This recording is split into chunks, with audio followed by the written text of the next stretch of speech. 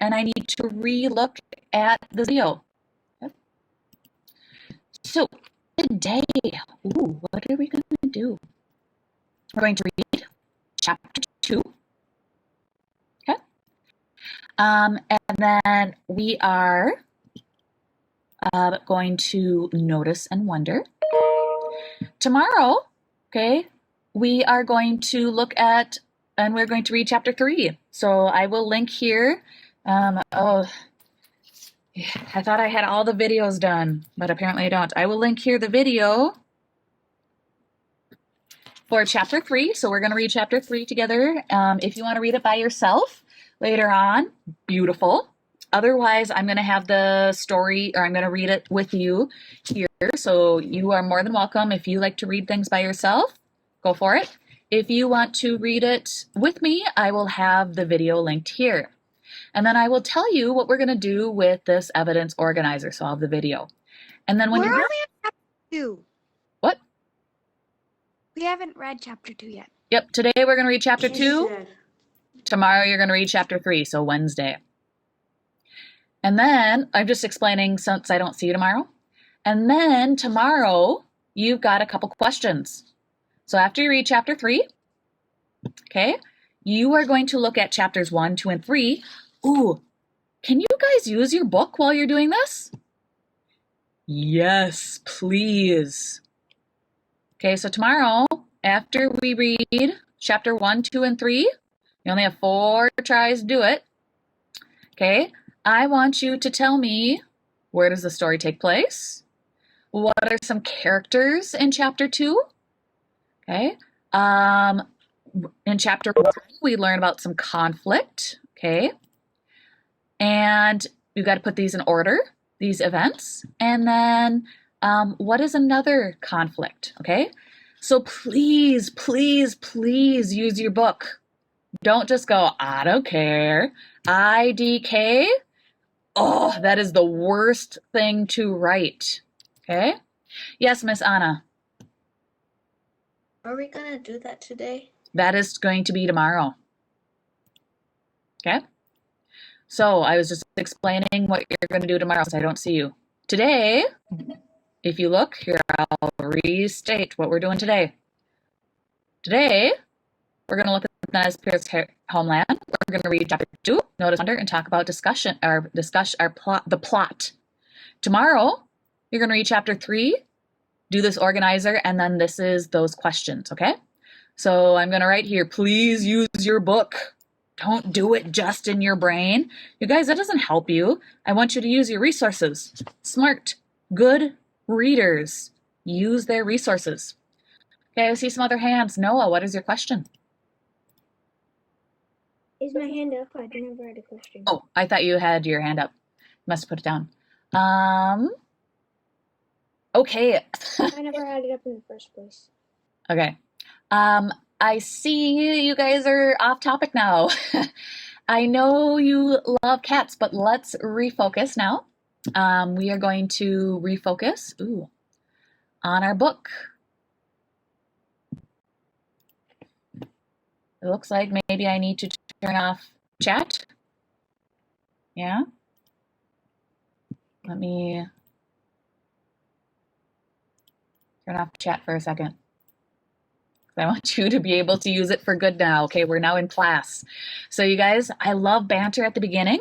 So being able to talk about those fun things. But once we start class, we got to be on task, okay? Beautiful. So here's our question. Here's our introduction today. We're going to read this book, Thunder Rolling Mountains. It's a beautiful book. I want you to think about really quickly before we start. What are different ways in which the Nez Perce homeland was important to the Nez Perce and the U.S. government and the European settlers? So I want you to think of those articles and all those things we read so far. How was the Nez Perce homeland important to the Nez Perce? And why was their homeland important to the government? So I want you to think. Why was it important to the Nez Perce? And then why was their land important to the government? We talked about yesterday how they had that huge territory And all of a sudden, it shrunk to that itty bitty piece of green that it is today. So that little bit of green, if you can remember our piece of land. Okay, so think about how's important to the Nez Perce and the U.S. government. Okay, now I want to know.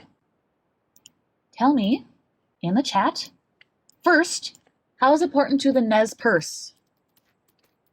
Okay, so, not Noah's Purse, so tell me, how is the land important to the Nez Perce? So why don't you tell me, it doesn't have to be complete sentences, a couple of things, why is it important? Is it important for food?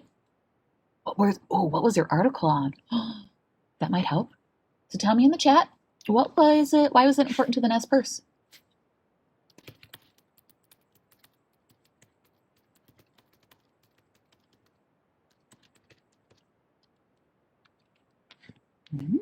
Beautiful. Okay, it was their homeland, but why was it important? What are they getting from it? Food and resources from tradition. Ooh, they have a lot of spiritual stories from there. Resources. Ooh, what kind of resources? Food and supplies. What kind of supplies? What'd they do there? What'd they do on their land? Did they dig for gold there? No. Ooh, they hunted. What else did they do on their land? Their home. So what do you do in a home? Do you pick your nose? No, it's not why you have a home there. You live there. Yes. They sleep there. Beautiful. So I see you guys are getting a little more specific. That's what I want. They sleep there. They hunt there. They have their clothes there. They make out of things there. They gathered roots. They hunted. Spirituality. Remember, there's stories about how their people were made. That was there. How did they travel? Remember, what were some of the other things? Traveling, getting around. What else was there? Ooh, what is behind our sound of running feet that they got around? Well, how'd they move? They rode canoes in rivers. They traveled. What else is what's this big thing behind sound of running feet? Got around on horses. Their landscape was mountains. Yeah. Okay, now let's switch gears. Why was it important? Important to the U.S. government. Okay, so tell me now, why was it important to the U.S. government and the settlers? Ooh, think of those articles again. What did they get? Ooh, gold. Yep. That was the big thing. That's why a lot of people moved west. What else? It wasn't just gold. Remember that article? We talked about miners, settlers, ranchers. I feel like there was one more thing. Rocks. I didn't care about rocks at the moment. Resources, yes! Planting seeds. It was super rich in resources. It was untouched land. Could they hunt there? Yeah. I wish I had your guys' workbook. What else could they do? Could they practice their religion there? Oh, there it is, new settlers. It was 3B if you want to see what it was. That was the article 3B. It was a long time ago. Mining, yes. They were looking for food here too. They wanted it for I'm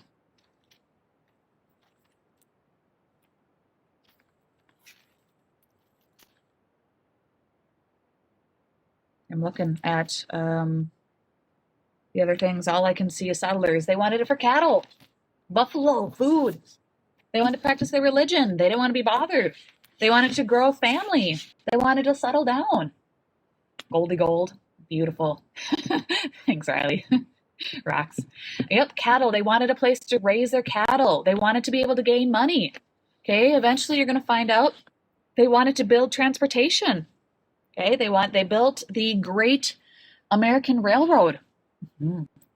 So today, what can we learn about characters from paying attention to their words? Okay, so if you remember, we really looked at chapter 1.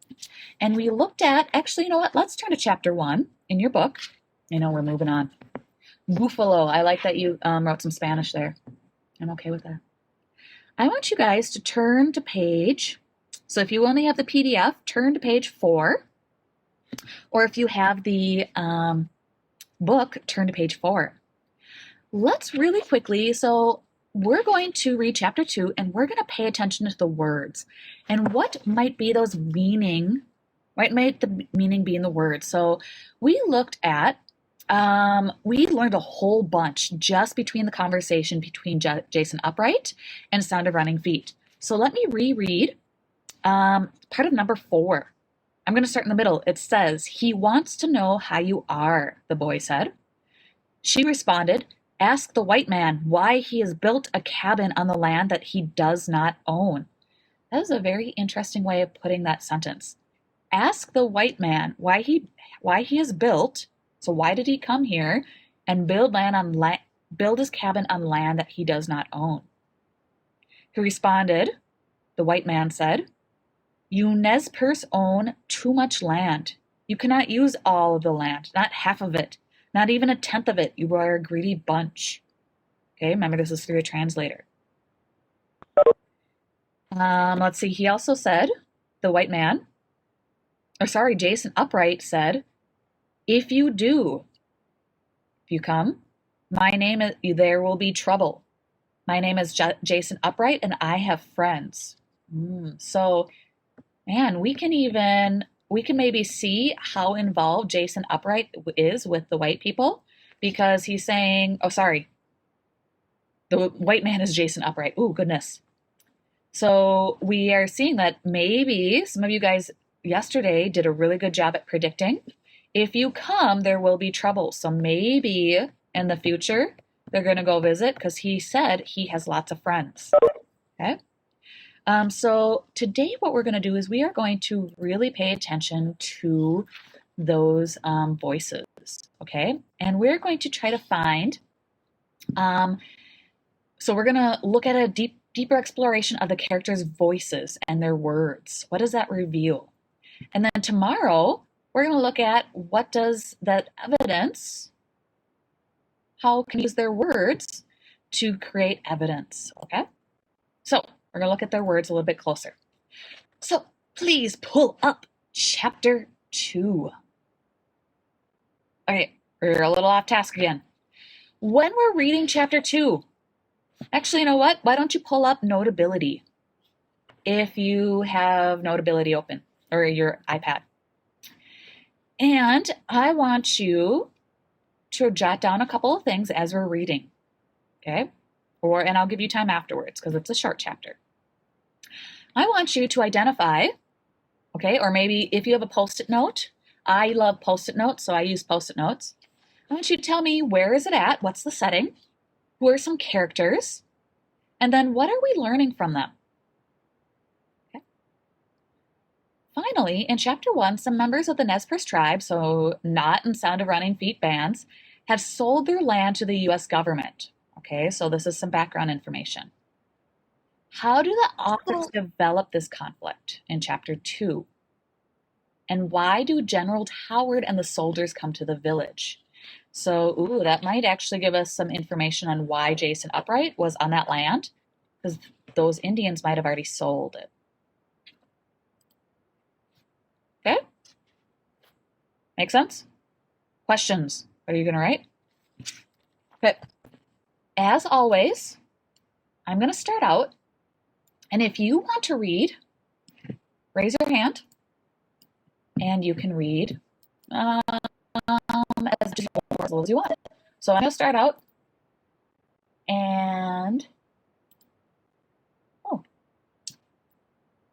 then I will call on the first couple people that raise their hand. So are we just writing questions like what we notice and wonder, or the questions of the... So I want you to identify the setting and character and new characters, okay? And if you have some notice and wonder, I'll probably ask for that too, okay? And let's see. Oh, it does have us read chapter 3 right away. We'll see if we get to that.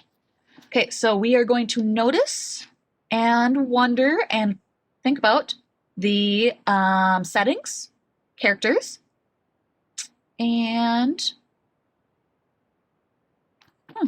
yeah, we're flying through this stuff right now. So we're gonna look at the new characters, settings and characters, and yeah, if you find some notice and wonder. And I'm gonna ask you, how does this conflict continue on with General Howard? Okay, page 6, chapter 2.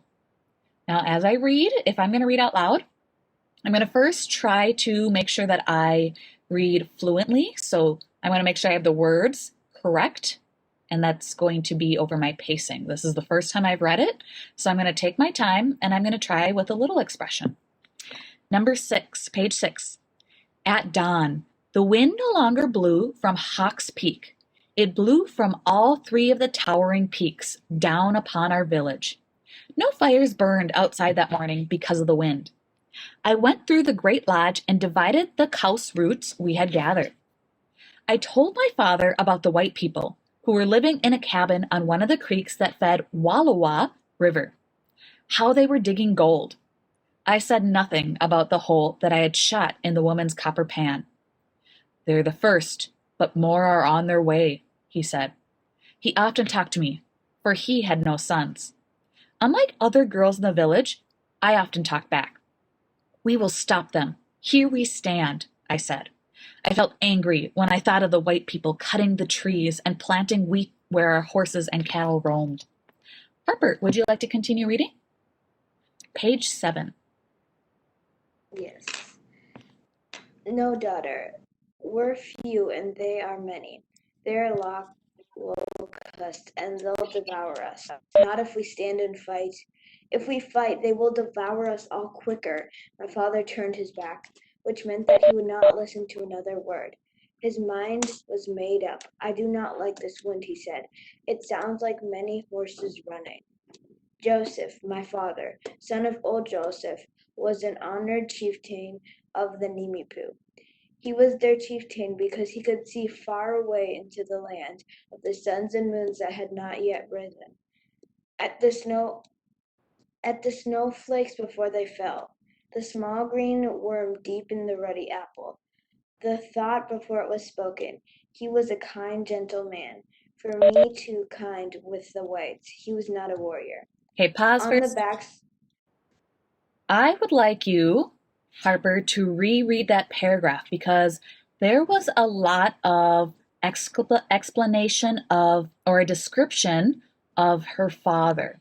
So, Harper, could I have you reread that paragraph, Joseph, my father, and read it a little bit slower because there's a lot of good imagery here. So I want you to think about it, and this describes her father.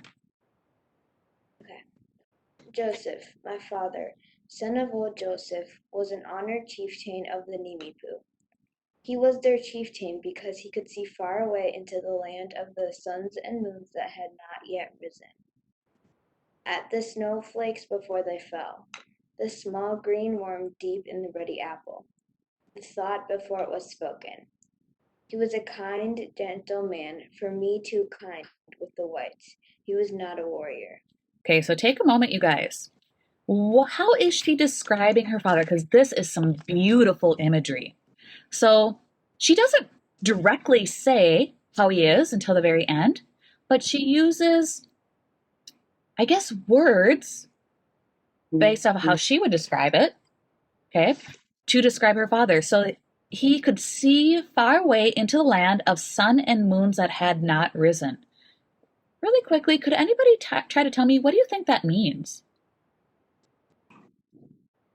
He could see the future. Yeah. Like physically, do you think he could see the future? Or do you think he had kind of like the second sense that he knew what was going to happen? Yeah, Yeah, I think like he had the a second sense sense. because it's not that possible, but yeah, I think he had the sense. But also, I wonder where Sound of Running Feet got that aggressiveness and the braveness of her father wasn't like a warrior. Yeah. Maybe They from her said he mom. was a kind, gentle man. That's Yeah. not really like a warrior. Interesting. That's an interesting thought, you guys. But yeah, so that sun and moon that hasn't risen. So that's where we probably got that future part. So yeah, he's kind of where he said, I would say that's where that he was wise. I would say he's kind of wise. He kind of has that idea of he knows what's going to happen. At the snowflakes before they fell. So again, he kind of knows what's going to happen before. So maybe like if you can think like you know how sometimes you know that there's a storm coming, but there hasn't been rain yet? That's kind of what she's talking about. So before the snow falls, maybe he can sense that there's something going to happen. What do you think he means by the small green worm deep in the ruddy apple? Spring. Spring. Can you see? So if you've got like a apple, do you always know if there's a worm in it? No, you can't usually see the worm. Yeah. No. Because especially if it's deep in the apple. Yeah. So he's kind of, I kind of am thinking of him kind of sitting back.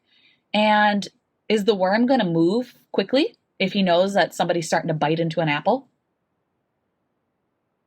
No, he's just going to observe. Hey, you guys, I have a joke for you. What's worse than finding a worm in your apple? Finding half a worm. Gross, because that means you ate it. Okay, sorry.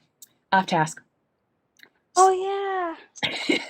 Ew. So he's just kind of sitting off to the side. He's just kind of watching and observing. So he's very kind, he's gentle, and he sounds like he's very wise. And he doesn't necessarily jump right away to do something like a worm. He'll kind of sit there and see what is happening.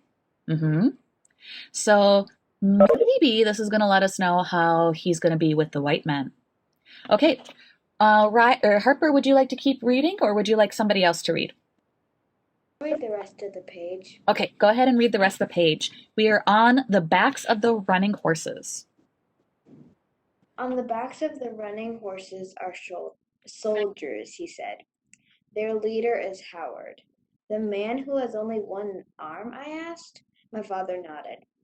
We were standing among some trees on the shore of Wallowa Lake. Waves piled up on the shore. Stout trees thrashed and bent. The mats around the bottom of the lodge flapped like birds ready to fly away. My father stood tall and broad-shouldered. He had black hair that he wore in two long braids tied with ribbons. He used to play games with me, but not anymore. Okay, Riley, could you continue reading for us? Yes. Not since the white man had come to root gold from our hills and streams. I had stood with those who would fight. Why does the white leader return? Why does the white leader return? I asked. You answered him once. You spoke plain words to him. He returns because he does not believe what I told him. Now you'll tell him again. This time he rides with soldiers. But still you will tell him. My father did not answer. His silence made me afraid that at last he would weaken and give in to the soldiers. Okay, pause for a second. Pause for 1 second. Okay, so we're kind of talking about number 3 right now. So why do you think the General Howard came to him the first time? Does anybody have a prediction? Why do you think he came the first time? And Because he wanted their land. That's probably a very good inference. So, yeah, Mr. Howard, General Howard came and said we wanted the land. And what did, not Jason Upright, Joseph. What did Joseph say? What was his response? Did he say, yeah, you can have it, or no? He said he didn't really do anything. Well, he tried to talk to them, but they didn't listen. So basically he said no, but they came back.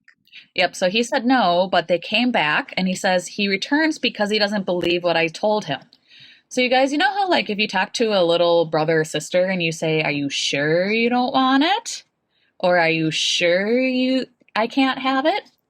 And they're going, "Well, no, you can't have it." But then you go back later and you want a different answer. It's kind of what happens. This time though, what does the general bring? What is he bringing with?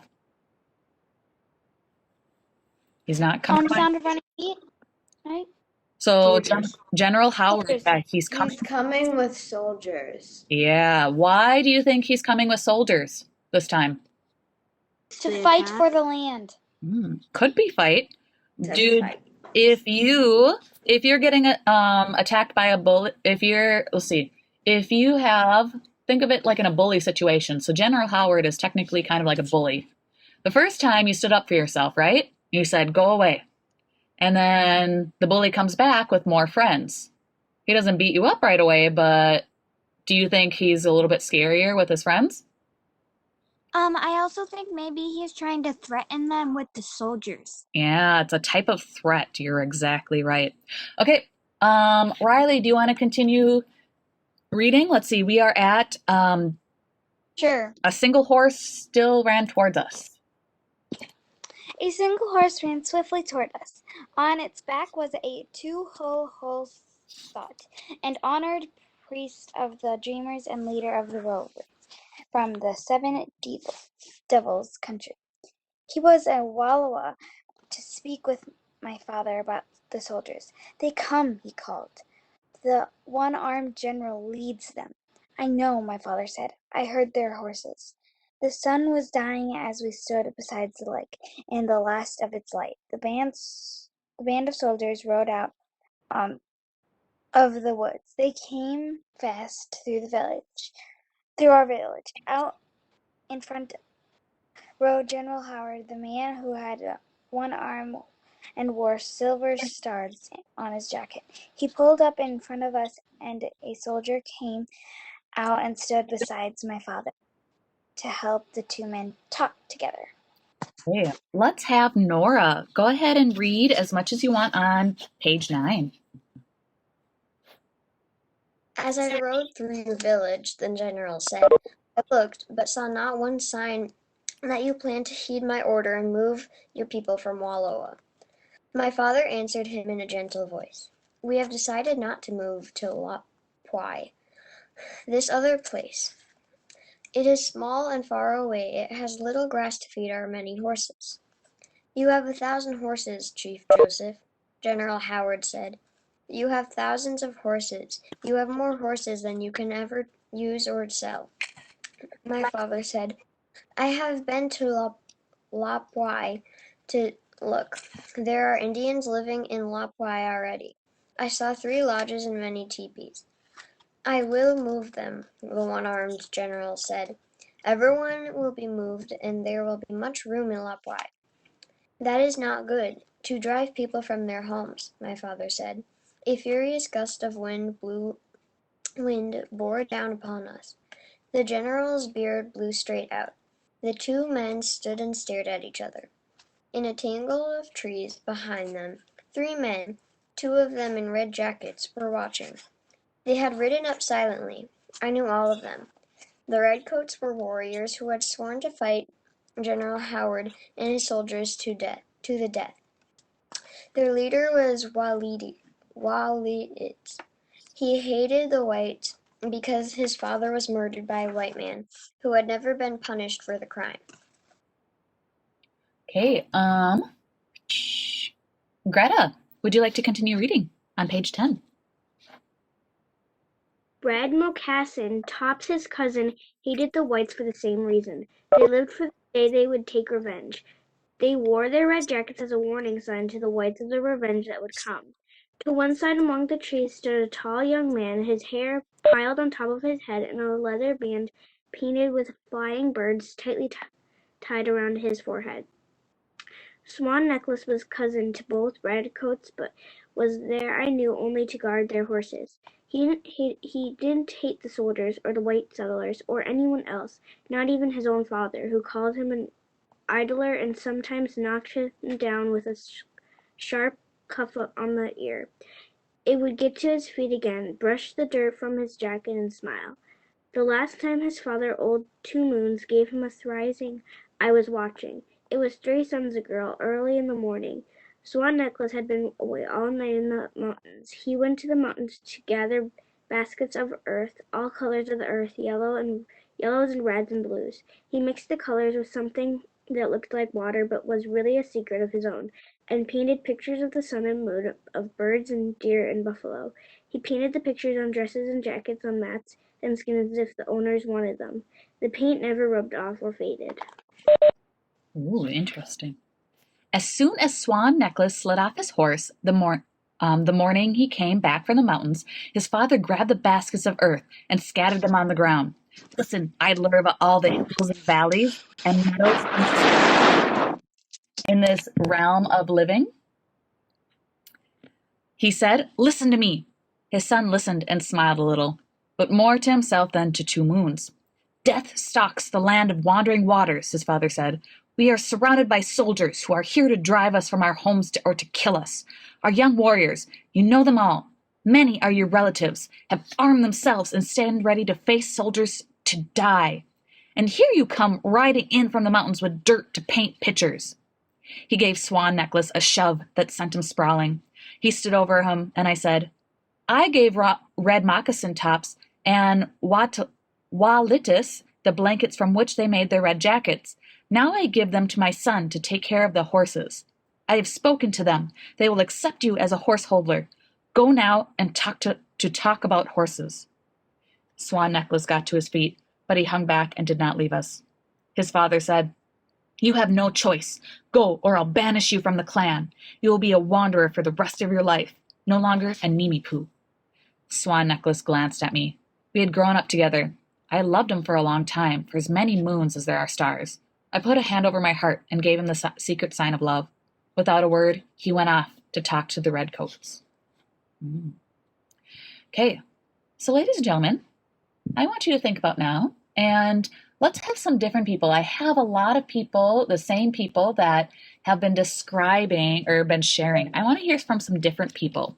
What would you say are some of the settlers or setting and or characters? Nora, could you tell me about the settings or characters here? For settings, I put Sound of Running Feet's village and Wallowa Lake, or by Wallowa Lake. Beautiful. Berkeley, you're next. What else could you tell us about characters or the settings?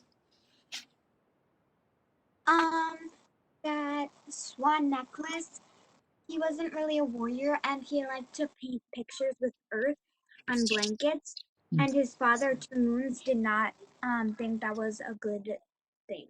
Yeah, I didn't really think it was a good, didn't really help the clan the best.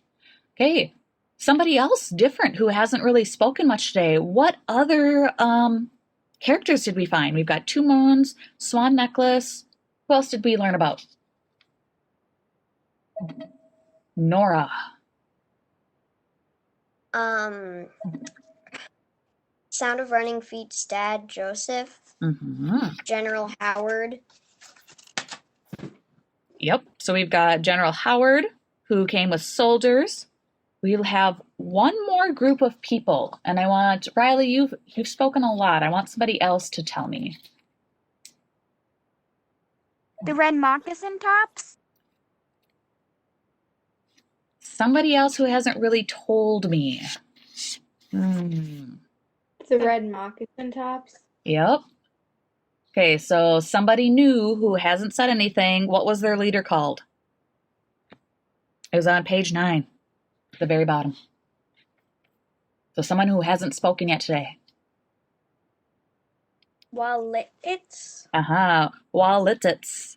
Very good. So we've got Walitits and the red moccasins, red moccasin tops. And the red moccasin tops, what did they swore they were going to do? Someone knew. Who hasn't shared? It's on page 9, very bottom. Somebody knew. Second to last paragraph. Maddie. They swore for the day they could get revenge on the settlers, the white people. Ooh, that was very good. Yeah, they wanted revenge. Can Iris, do you know why they want?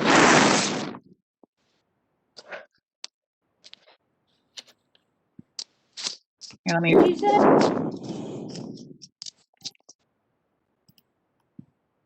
Okay, Iris, retell us, why did they want revenge? Because one guy, his dad was murdered by a white man, but wasn't punished for the crime. Mm-hmm. Ooh, there was one more person who actually came at the very beginning. So after old Joseph, or Joseph was talking, a priest. Why do you think there would be priests around? Anybody can answer that. Why do you think priests are going to be around? To help them through the hard times, like while people are trying to steal their land. That's a good guess. There's a better answer, though. So, yes, you're right. Priests did help. They were actually one of the more helpful people. But why? What do priests? Let's see. What are they? What are they? What are priests, and what do they do? Nora, do you have an idea? If someone died? Oh, could be someone died. What do priests study? God. Yes. So priests are there to help spread the word of God, Christianity. They were missionaries. So the priest was there. Not only, you're right, they were often very helpful. Priests are the ones who set up schools, so they would teach people to read. They would teach people the new cultures. They would sometimes help with the settlers and the Native Americans. The priests were the ones who usually learned even the language of the Native Americans.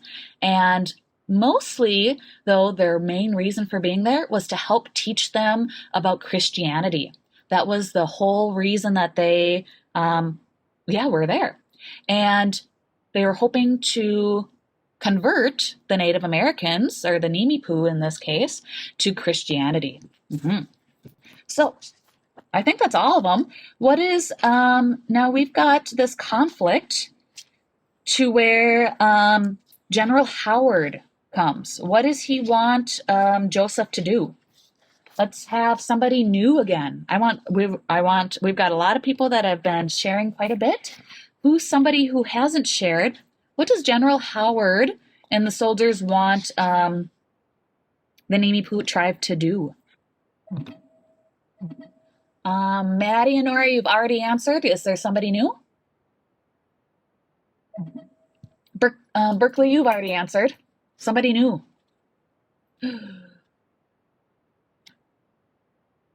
Somebody who hasn't spoken today.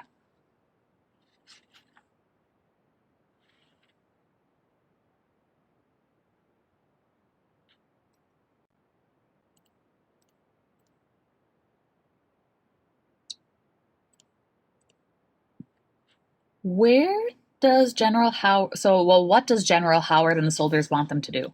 They come to the village and tell old Joseph, you need to do what?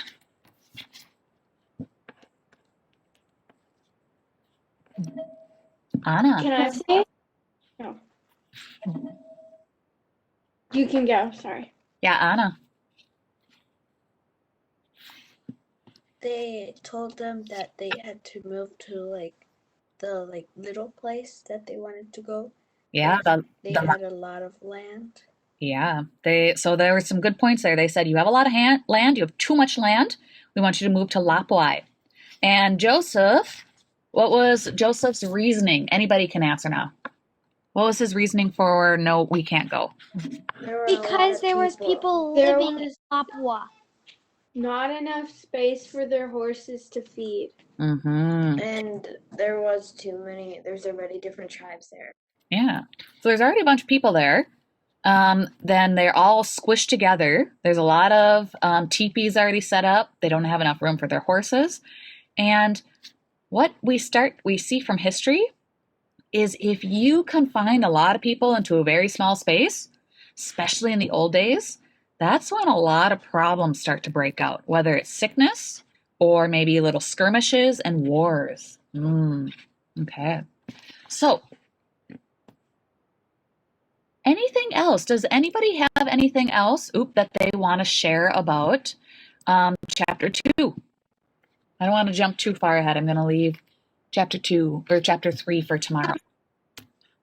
I noticed that the soldiers and the Howard want to fight like physical, like sort of like maybe a battle, Huh? but old Joe, I forget his name, but Sound of Running Feet's dad, Joseph?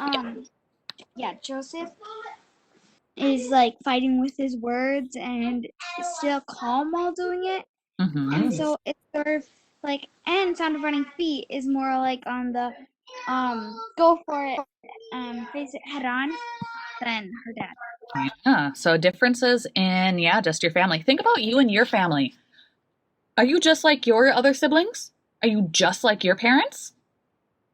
I am actually very similar to my mother. If you ever met my mother, you would be like, oh my goodness, it's Senora Werzinger twice. But I'm very different than my dad.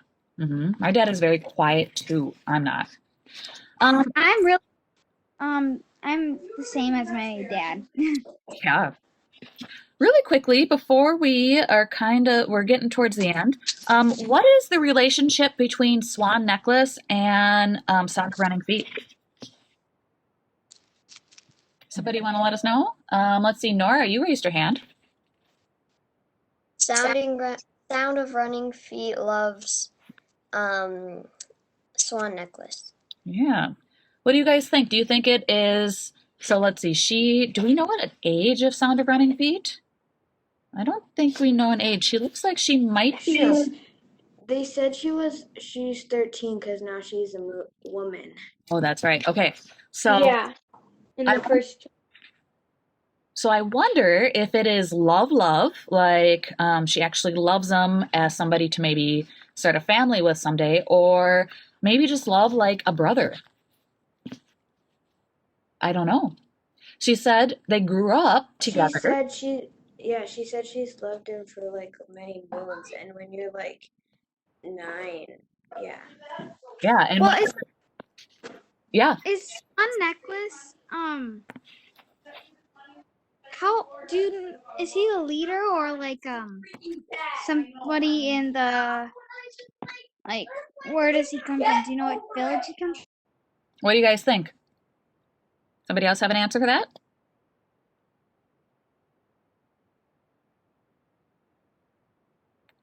Says, Nora or Iris. I see your guys' hands are up. Or Harper. Probably the same village that Sound of Running Feet grew up in, since they grew up together. So probably that village that they were in. That's a good inference. He just said that they're probably not like a chief or anything, because if you live in the same village, they already know that Chief Joseph is the chief. Yeah. Thanks. Yeah, just a Swan Necklace on page 10 in the middle. Swan Necklace was cousin to both Redcoats, but was there just to guard their horses. So he just said he didn't really have an opinion. He didn't hate the soldiers or white settlers or anyone else. He didn't even hate his father. So he sounds like a kind of a kind person, and he just wanted to paint. But yeah, I mean, if you grow up with somebody for years, do you guys have a really, really close friend that maybe you love very closely? Yes. That you grew up with? So maybe even a cousin. Okay, so I wonder, that's where I wonder, because she says, I have loved him for a long time, for as many moons as there are stars.